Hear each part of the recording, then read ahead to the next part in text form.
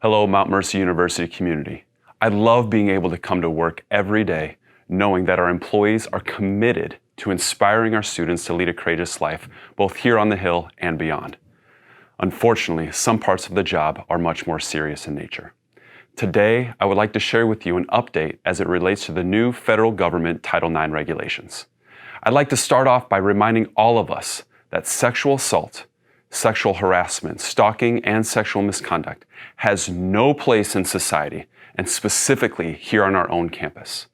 These actions are unacceptable, and while we will continue to be proactive in training with our students and employees regarding our expectations of how we should treat each human with dignity and respect, we know this is something that has occurred and will happen again on college campuses, including our own. So, we are prepared to respond to those in our community that have been and will be impacted by these unwelcome acts. Over the last few years, we have been diligent in diversifying our Title IX team, both in racial and gender representation. This is in response to feedback from our own students. We are grateful that so many in our community are willing to be a part of this important issue as we educate and respond to sexual violence on our campus. Each of the members of our Title IX team have been trained and earned certifications in the various aspects of the process, from our proactive bystander education through the investigation and live hearing process. We take our role in creating a safe and welcoming environment on campus very seriously, and we ask that every member of the community does the same. It begins with respect. This is why every first-year student and all of our students on scholarship for music and athletics take part in bystander training to learn about the importance of being an active participant in helping to create a safe and welcoming community for all. Additionally, each year our employees take part in training to remind us of the importance of the topic and how we can help create an environment where those acts are not welcome. Title IX of the Education Amendment Act of 1972 is a federal law that states, quote, "No person in the United States shall, on the basis of sex, be excluded from participation in, be denied the benefits of, or be subjected to discrimination under any education program or activity receiving federal financial assistance," unquote.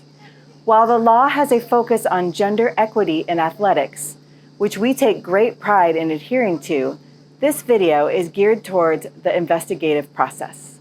Now, we'd like to spend a few minutes talking about the new Title IX definitions, the processes, and the resources each member of our community has available to them. Sexual harassment is comprised of three components.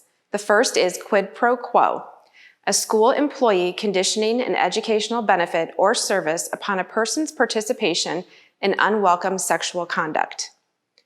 The second is conduct, unwelcome conduct determined by a reasonable person to be so severe, pervasive, and objectively offensive that it effectively denies a person equal access to the school's education program or activity, or assault. Sexual assault, dating violence, domestic violence, or stalking as defined by the Clery Act and Violence Against Women Act. If you've been the victim of sexual assault, dating and domestic violence, sexual harassment, or stalking, please report it to a university employee. All campus employees are mandatory reporters and have an obligation to inform our Title IX coordinator, who will reach out to you. Some individuals on campus are confidential resources, and we'll talk about that more later in this video.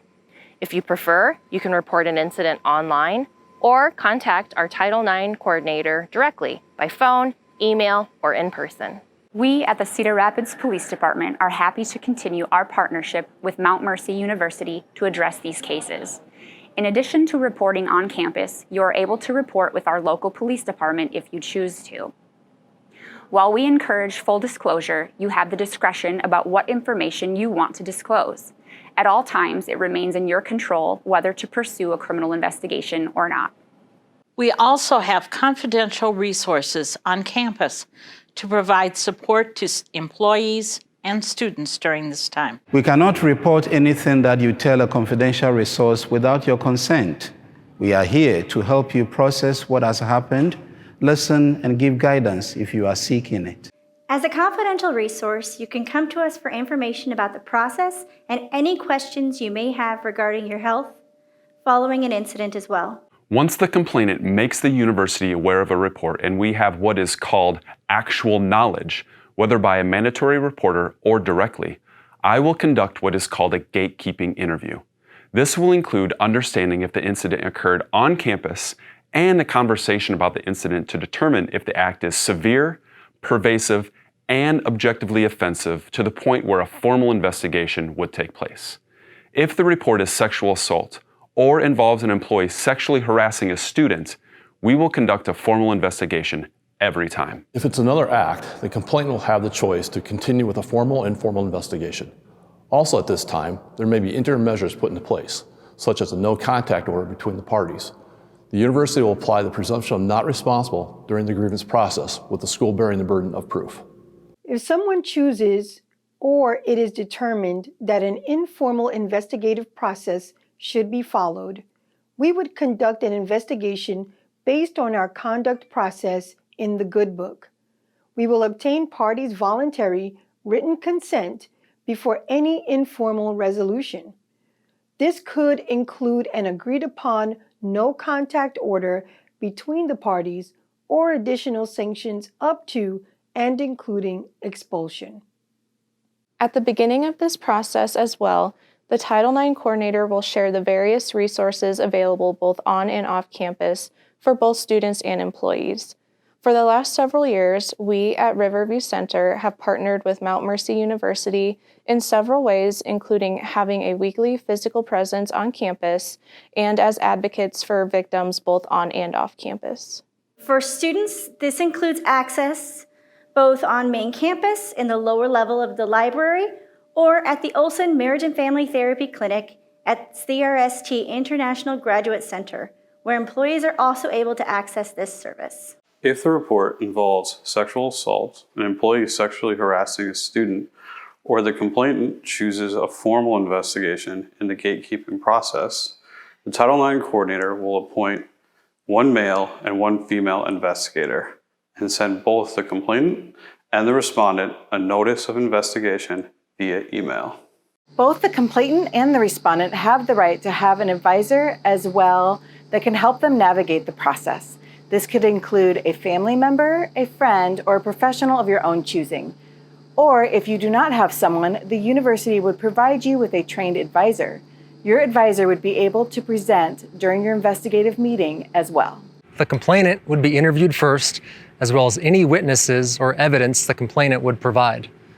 During this time, we would also review any on-campus videos, social media evidence, communication between parties, and ID access reports on campus. The respondent will then get an opportunity to interview as well as bring forward any witnesses or other evidence they may have.